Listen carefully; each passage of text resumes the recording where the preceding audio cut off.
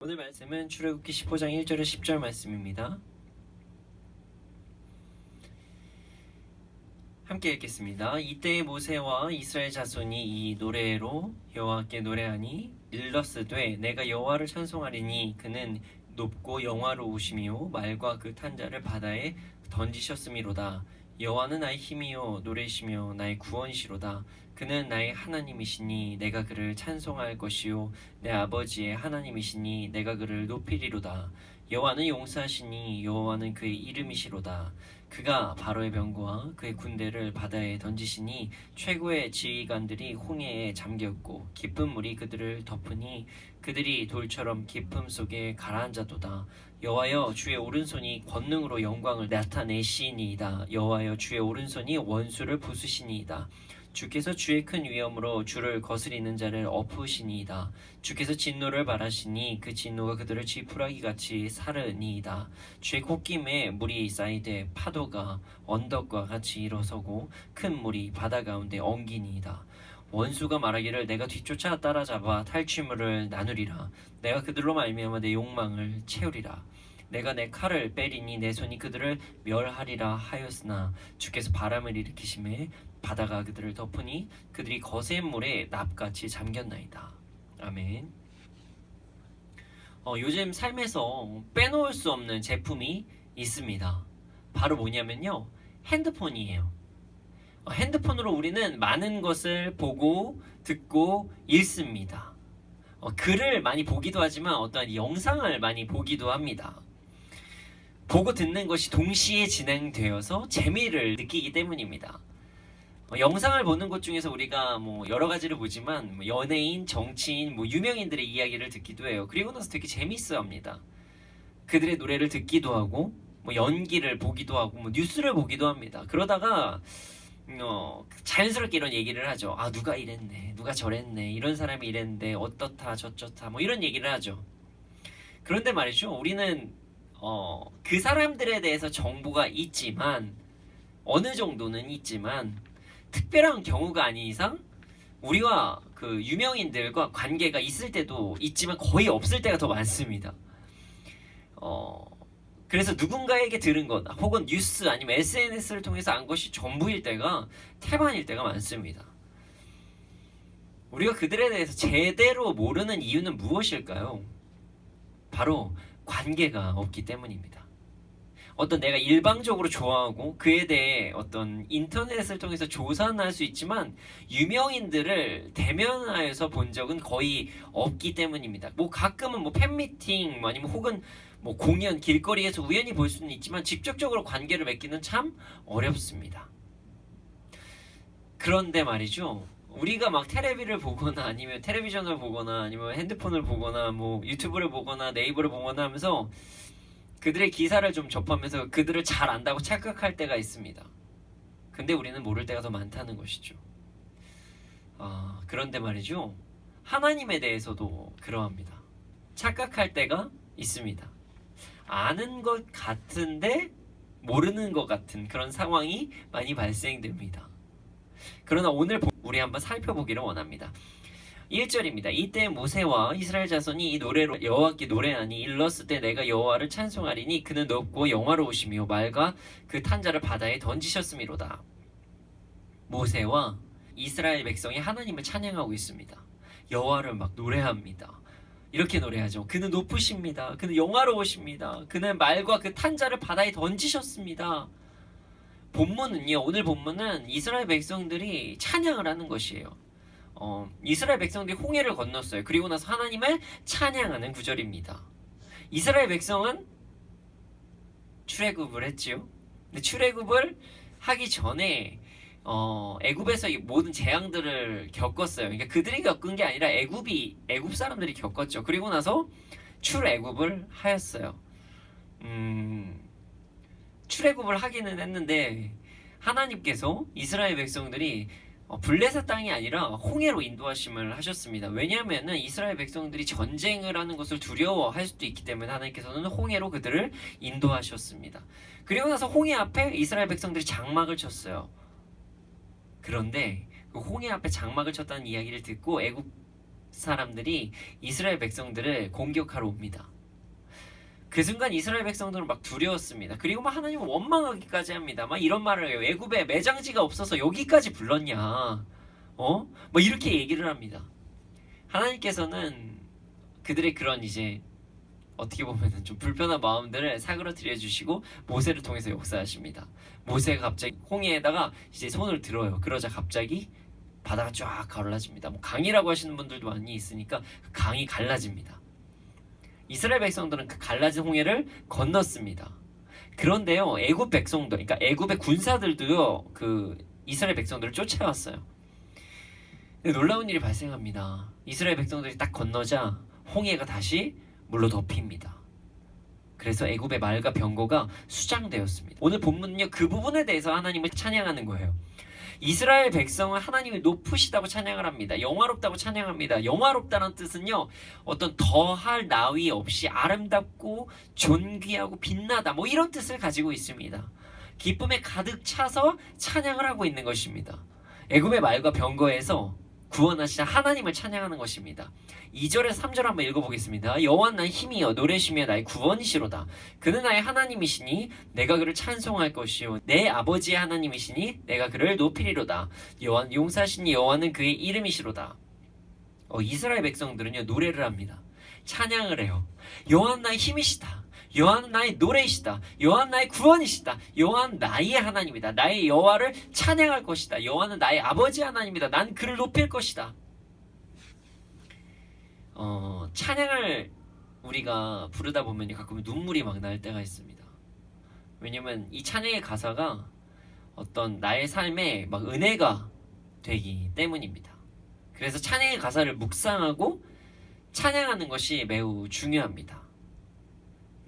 그리고 만약에 이럴 때도 있어요. 가끔은 어떤 찬양의 가사를 나의 삶에 대입하기도 하지만 나의 삶에 적용해가지고 좀 변경해서 찬양하는 것도 참 은혜롭습니다. 이스라엘 백성은요, 자신이 경험한 바를 가지고 찬양하는 것이에요. 지금 여호와 스스로 계신 분, 모세에게 자신의 이름을 가르쳐 주신 분이 우리를 구원하셨습니다. 이스라엘을 구원하셨습니다. 이렇게 찬양을 하는 것입니다. 이스라엘의 힘으로는 애굽을 절대 이길 수가 없었습니다. 그러니 당연히 여호와가 이스라엘의 힘이죠. 그리고 그들을 구원하신 분이 여호와이십니다. 자신의 눈 앞에서 애굽의 그 말과 병거가 사라지는 것을 보았기 때문입니다. 그리고 이스라엘에게 약속하신 것, 자신의 선조, 조상들과 약속하신 것을 이루시니까 당연히 아버지의 하나님 뭐 이렇게 이야기를 하는 것이죠. 하나님께서 아브라함에게 약속하셨습니다. 너희 자손이 번성할 것이다. 그리고 너에게 땅을 줄 것이다. 하나님께서 야곱에게 함께 하신다고 하셨습니다. 요셉은 이곳을 떠날 것이라고도 이야기를 했습니다. 그래서 떠날 때 자신의 유고를 가지고 가라고 이야기를 했습니다. 그러니까 모세가 요셉의 유고를 가지고 떠나는 것입니다. 이스라엘 백성들은요, 사실을 가지고 하나님을 찬양하고 있습니다. 여호와는 이스라엘 백성을 애굽에서 구원하신 용사이십니다. 자신들이 그렇게 구원을 받았기 때문에, 자신들의 삶에서 그런 것들을 알았기 때문에, 그걸 느끼고 있기 때문에 바로바로 찬양을 할 수 있었던 것입니다. 4절에서 5절을 한번 보겠습니다. 그가 바로의 병거와 그의 군대를 바다에 던지시니 최고의 지휘관들이 홍해에 잠겼고 깊은 물이 그들을 덮으니 그들이 돌처럼 깊음 속에 가라앉았도다. 이스라엘 백성은요, 자신들의 눈앞에서 일어난 일들을 다시 고백합니다. 하나님을 찬양하면서 고백을 해요. 바로의 병거와 그의 군대가 홍해에서 사라졌어요. 홍해가 그들을 덮었습니다. 그런 하나님을 지금 다시 한번 찬양하는 것입니다. 6절에서 8절 읽어보겠습니다. 여호와의 주의 오른손이 권능으로 영광을 나타내시니이다. 여호와의 주의 오른손이 원수를 부수시니이다. 주께서 주의 큰 위엄으로 주를 거스리는 자를 엎으시니이다. 주께서 진노를 발하시니 그 진노가 그들을 지푸라기같이 사르니이다. 주의 콧김에 물이 쌓이되 파도가 언덕같이 일어서고 큰 물이 바다 가운데 엉기니이다. 이스라엘 백성들은요, 지금 구체적으로 하나님을 찬양하고 있어요. 주의 오른손이 권능으로 원수를 부수셨다. 이렇게 이야기를 하고 있습니다. 주의 위엄이 그를 거스른 자를 덮으셨다라고 고백을 합니다. 주의 진노가 애굽을 지푸라기 같이 사르셨다. 이렇게 이야기합니다. 그리고 심지어 주의 콧김의 파도가 홍해를 갈라지게 하셨다고 합니다. 성경 구절에 이렇게 이야기합니다. 홍해가 갈라진 것을 보면요, 밤새 바람이 불어서 이제 갈라졌다고 기록이 나옵니다. 이것을 콧김이라고 이스라엘 백성들은 그렇게 이야기하면서 찬양을 하는 것입니다. 이스라엘 백성은요, 자신이 받은 은혜를 바탕으로 하나님을 높이고 있습니다. 9절에서 10절을 읽어보겠습니다. 원수가 말하기를 내가 뒤쫓아 따라잡아 탈취물을 나누리라. 내가 그들로 말미암아 내 욕망을 채우리라. 내가 내 칼을 빼리니 내 손이 그들을 멸하리라 하였으나 주께서 바람을 일으키심에 바다가 그들을 덮으니 그들이 거센 물에 납같이 잠겼나이다. 애굽의 어떤 노력도, 애굽이 이스라엘 백성을 잡으려 하는 그 어떤 노력도 하나님을 이길 수는 없었다고 고백합니다. 그들이 아무리 자신들을 공격하려고 했어도 우리 하나님이 도우시니까 거센 물에 잠겼다고 고백을 합니다. 찬양을 해도 아주 제대로 자신의 삶을 적용하면서 찬양을 하고 있는 것입니다. 이스라엘의 하나님은요, 그런 하나님이셨습니다. 애굽에서 자신들을 출애굽하게 하시고 홍해를 갈라서 자신들을 구원하신 하나님이셨습니다. 이스라엘은요, 하나님께서 행하신 일을요, 눈으로 직접 보았어요. 눈앞에서 기적이 일어나는 것을 계속 보았습니다. 10가지 재앙을요, 눈앞에서 보았어요. 그리고 심지어 불기둥하고 구름기둥이 그들의 앞에 있었어요. 이번에는 홍해까지 갈라지는 역사를 그들의 눈으로 본 것입니다. 성경을 통해서요, 우리는 하나님에 대해서 알 수가 있습니다. 하나님이 어떤 분이신지 알 수가 있습니다. 예를 들어서요, 하나님은 전지전능하십니다. 모든 것을 아시고 모든 것을 하실 수 있는 능력이 있으신 분, 전능하신 분이십니다. 그리고 하나님은 사랑이십니다. 성경에요, 하나님은 사랑이시다라고 기록이 되어 있습니다. 하나님은요, 구원의 하나님이세요. 하나님께서는 이 땅에 예수님을 보내셨습니다. 그리고 우리를 구원하셨습니다. 하나님에 대해서 우리는 많은 것들을 알 수가 있습니다. 성경을 보면 하나님이 어떤 일을 행하셨고 어떤 분이신지 우리는 잘 알 수가 있습니다. 여러분, 성경을 보잖아요. 그러면 많은 찬양들이 기록되어 있습니다. 대표적인 게 시편이에요. 시편을 보면요, 하나님을 높이는 내용이 많이 나와 있습니다. 성경을 보면요, 하나님께서 행하신 일들이 많이 기록되어 있죠. 그리고 그 행하신 일에는 어떤 사람이 대부분 관여가 되어 있습니다. 그냥 창세기에 보면은 하나님께서 태초에 천지를 창조하셨느니라 하는 그런 그냥 창조에 대한 부분, 자연과 관련이 있는 부분도 있지만 대부분 사람과 관련되어 있는 부분이 거의 다입니다. 하나님은 자연을 통해서 역사하시기도 하고요, 사람을 통해서 역사하시기도 하고요, 또는 초자연적인 것으로 역사를 하셔서 사람들에게 많은 것들을 행하셨습니다. 하나님께서는요, 자신의 뜻을 알리기도 하셨습니다. 그러면 그 뜻을 알고 사람들은요, 하나님을 막 찬양합니다. 가끔은 막 요나처럼 반기를 드는 사람들도 있죠. 다른 행동을 하려고 하는 사람들도 분명히 있습니다. 그럼 또 하나님께서 어떻게 하시냐면요, 그를 돌이키게 하시기 위해서 그를 막 설명해 주시기도 해요. 그리고 물고기를 사용하셔서 물고기 뱃속으로 들어갔다 나오기도 합니다. 근데 성경은요, 판타지 소설이 아니에요. 사실입니다. 성경은요, 사람들과 하나님과의 관계, 그리고 역사하시는 하나님, 그 역사하심을 보고 찬양하는 사람들, 혹은 반대하는 사람들이 나오는 그런 실제적인 사건들입니다. 우리는 성경을 보면서 은혜를 받기도 하고 감사하기도 합니다. 가끔은 내 지식으로는 이해가 안 되는 상황들이 성경에서 발생될 때도 있죠. 그리고 나서 성경이 정말 이해가 안 될 때도 있어요. 그러나 시간이 흐르면 이해를 하기도 합니다. 그리고 나서 우리는 하나님을 다시 또 찬양을 합니다. 근데 이 성경에서요, 중요한 사실이 있습니다. 바로 관계입니다. 성경은 그냥 단순하게 어떤 이스라엘의 역사서가 아닙니다. 바로 하나님과 사람들과의 관계가 들어있는 책이 성경입니다. 온 땅, 온 민족을 창조하신 하나님, 그러나 죄를 범한 인간, 그리고 이스라엘을 사용하셔서 역사하신 하나님, 그리고 그 구원이 이방인들까지 미쳐서 우리까지 미치게 된 이 말씀이 우리에게도 적용이 되게 하신 그런 하나님이십니다. 성경을 잘 보면요, 관계에 대해서 이야기를 많이 하고 있습니다. 그래서 이렇게 얘기죠. 너를, 나를, 우리를, 누구를 뭐 이렇게 구체적으로 이야기하고 있습니다.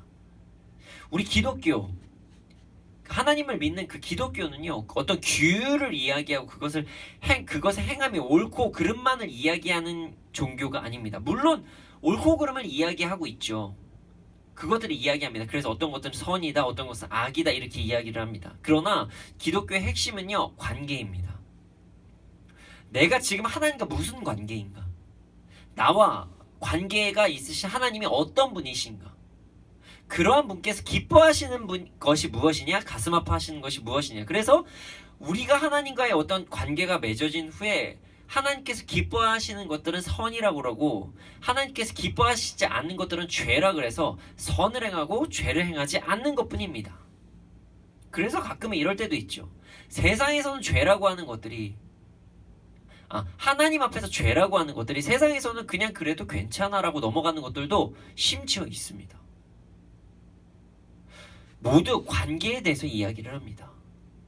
이스라엘과 하나님, 이방인과 하나님, 우리와 하나님, 나와 하나님. 우리 기독교에서는요, 우리 크리스찬들은요, 하나님과의 관계가 매우 중요합니다. 아니, 가장 중요해요. 저는 구원에 대해서 설명을 할 때 관계를 가지고 설명을 합니다. 하나님과 우리와의 관계가 맺어지는 통로가 믿음이라고 이야기를 합니다. 자, 하나님께서는 우리를 창조하셨습니다.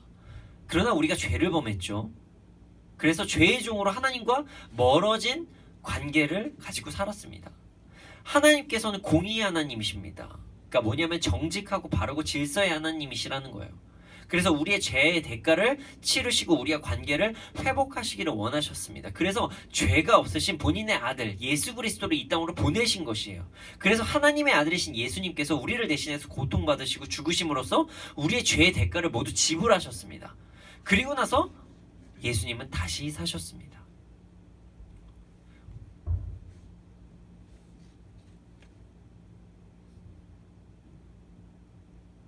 우리는 죄인이었어요. 그런데 예수님을 믿음으로써 구원을 얻게 된 거예요. 그래서 그 믿음으로 구원을 얻게 하나님께서 장치를 만들어 주신 거죠. 예수님이 우리의 죄를 대신해서 죽으셔서 그리고 다시 사셔서 그리고 우린 그 사실을 믿음으로써 구원을 받게 된 것입니다. 결국엔 하나님과 우리와의 관계가 온전해지기 위해서 필요한 장치가 믿음인 것입니다. 믿음으로 인해서 새로운 관계가 형성됐다는 것이에요. 아니, 회복됐다는 것이죠. 새로운 게 아니라 우리가 관계가 회복됐다는 것이죠. 믿음으로 우리는 구원을 받은 것입니다. 그래서 우리는 믿음으로 이 땅에서 하나님과 온전한 관계를 맺고 누리고 죽음 이후에도 천국에서 아름다운 관계를 맺는 것입니다. 그래서 단순하게 구원이 예수 믿으면 천국 간다의 개념만이 아닌 것이에요. 이 땅에서도 하나님과의 관계를 온전한 관계를 누리면서 그리고 이 땅에서도 하나님을 찬양하고 죄를 멀리하고 선을 가까이 하면서 살아가야 되는 것이 그래서 구원을 이루어간다. 이렇게 이야기를 하는 것입니다. 구원을 받은 우리들은 더 이상 정죄받을 수 없습니다. 그러나 하나님께서 죄를 미워하셨던 것처럼 우리도 죄를 미워하고 하나님을 사랑하고 이웃을 사랑하면서 이 땅에서 살아가는 것, 그것이 구원을 이루어가는 것입니다. 한마디로 구원은요, 관계에 대한 문제예요. 하나님과의 아름다운 관계가 이루어진 것이 구원이라는 것입니다. 이스라엘은요, 자신이 받은 구원을 찬양했습니다. 그럼 우리는 어떻게 해야 될까요? 우리가 받은 구원을 찬양하고 일상에서 받은 은혜를 찬양하면서 우리는 살아가야 됩니다. 하나님은 찬양받기를 원하십니다. 이사야서 43장 21절을 보면요, 이 백성은 내가 나를 위해 지었나니 나를 찬송하게 하려 함이니라. 하나님의 백성은 하나님을 찬양하기 위해 지음을 받았습니다. 우리가 찬양을 할 때 우리의 삶의 창조 목적이 회복되는 것입니다. 그래서 우리에게 신기한 일들이 벌어지는 것입니다. 찬양을 할 때 우리가 은혜를 받게 돼요. 은혜가 막 넘쳐 흐릅니다. 이게 단지 어떤 노래를 해서 흥이 넘치는 그런 것들이 아닙니다. 우리의 삶의 목적이 회복이 되니 하나님을 찬양할 때 막 눈물도 나고 막 기쁨도 일어나고 그런 것입니다. 은혜를 받는 것이죠. 찬양을 하는 순간에 우리의 삶의 목적이 회복되고 하나님과 우리의 관계가 회복되는 것입니다. 우리는 우리의 하나님, 나의 하나님을 찬양해야 합니다. 함께 찬양하는 것도 중요하지만 개인적인 찬양도 중요합니다. 우리 안에 나의 하나님이라는 그런 마음이 있어야 됩니다. 우리의 하나님 맞죠? 그러나 나의 하나님이 회복이 되어야 됩니다. 이것이 하나님께서 원하시는 것입니다. 어떤 교회에 갔을 때 아니면 어떤 곳에 갔을 때 어떤 대표자가 찬양을 하고 대표에서 기도를 하는 것, 그것도 예배고 중요하지요. 그러나 우리는요, 나의 하나님을 묵상하는 것이 중요합니다. 나의 하나님을 찬양하는 것이 중요합니다.